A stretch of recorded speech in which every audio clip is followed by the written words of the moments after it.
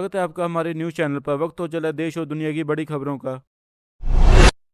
US Iran 7 दिन का MOU तैयार। यूएस और ईरान के नेगोशिएटर ने 7 दिन का मेमोरेंडम ऑफ अंडरस्टैंडिंग तैयार कर लिया है, जिसमें सीजफायर एक्सटेंड होगा, न्यूक्लियर टॉक शुरू होंगे। एमओयू के तहत ईरान होर्मुज पर कोई टोल नहीं लगाएगा और 30 दिन के अंदर सभी माइंस हटाएगा। ब्रेंट क्रूड $92 के पास आ गया है, जो मई में 19% की गिरावट, जो कोविड के बाद सबसे बड़ी मंथली डिक्लाइन है। यूएस ट्रेजरी सेक्रेटरी स्कॉट बेसन ने कहा, ऑयल प्राइस डील होते ही बहुत जल्दी डाउन जाएंगे, पर एक्सपर्ट बोर्ड पार्कर ने चेतावनी दी है, भले ही होर्मुज खुले, ओपनिंग पहले से पार्शल होगी। इंफ्रास्ट्रक्चर डैमेज, सिक्योरिटी चैलेंज और डिप्लीटेड इन्वेंटरी बड़ी ही चुनौतियां हैं। इंडिया के लिए ये सबसे बड़ी खुशखबरी है।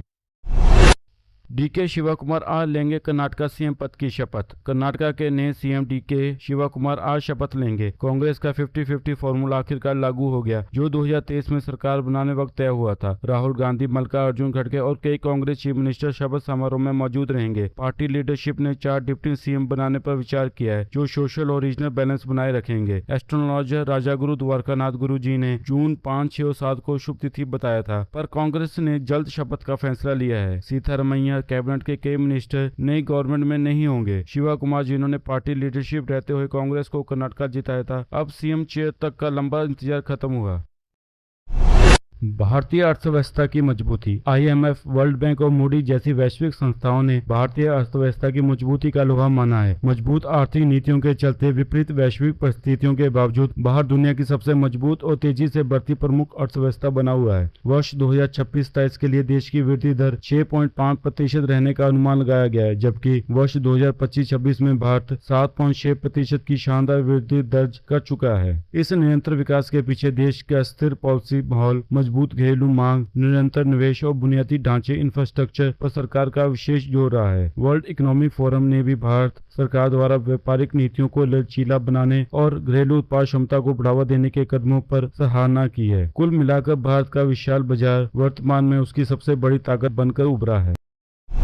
अमित शाह द्वारा सुरक्षा व्यवस्था का जायजा। केंद्रीय गृह मंत्री अमित शाह ने भारत पाकिस्तान सीमा पर सामूहिक रूप से बेहद महत्वपूर्ण बॉर्डर आउटपोस्ट G7 का दौरा किया और वहां तैनात बीएसएफ जवानों के साथ सीधा संवाद किया। जवानों का हौसला बढ़ाते हुए गृह मंत्री ने सीमा सुरक्षा बल को देश की फर्स्ट लाइन ऑफ डिफेंस के अपने दायित्व को बेहद मजबूती और निष्ठा से निभाने के लिए उनकी बहादुरी की सराहना की। इस दौरे के दौरान सीमा पर सुरक्षा और निगरानी को और अधिक पुख्ता करने के लिए उन्होंने G7 और G30 नामक 2 नए बॉर्डर आउटपोस्ट का औपचारिक रूप से उद्घाटन भी किया।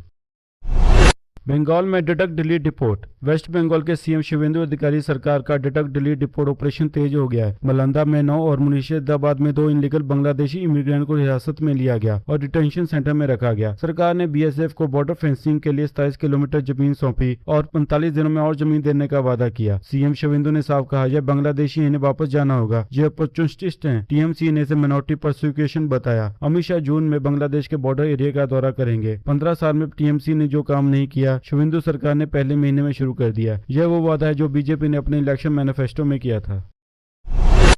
देश में पर्याप्त ईंधन स्टॉक। पश्चिम एशिया में जारी भारी तनावपूर्ण हालातों के बीच भारत सरकार ने जानकारी दी है कि देश के भीतर स्थिति पूरी तरह से सामान्य और नियंत्रण में है। सरकार ने आश्वस्त किया कि देश में पेट्रोल, डीजल और एलपीजी का पर्याप्त मात्रा में बम्पर स्टॉक मौजूद है, इसलिए नागरिकों को घबराने की कोई आवश्यकता नहीं है। अंतर्राष्ट्रीय स्तर पर कच्चे तेल की अस्थिरता का फायदा उठाकर कोई घरेलू बाजार में गड़बड़ी न करे, इसके लिए प्रशासन को जमाखोरी और कालाबाजारी करने वालों पर तत्काल सख्त कानूनी कार्रवाई करने के आदेश दिए गए हैं। आईपीएल गुजरात टाइटन फाइनल में। कल रात मुल्लापुर में गुजरात टाइटन ने राजस्थान रॉयल को 7 विकेट से हराकर आईपीएल 2026 फाइनल में जगह बनाई।